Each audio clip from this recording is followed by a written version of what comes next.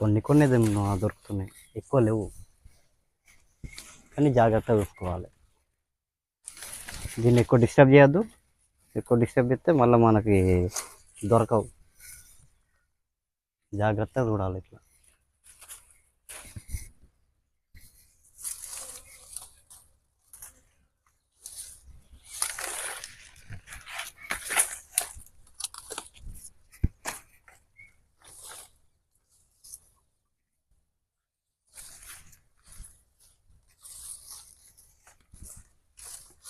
ఇవి ఎంతమందికి ఇష్టమో కామెంట్ చేయండి అండ్ లైక్ చేయండి.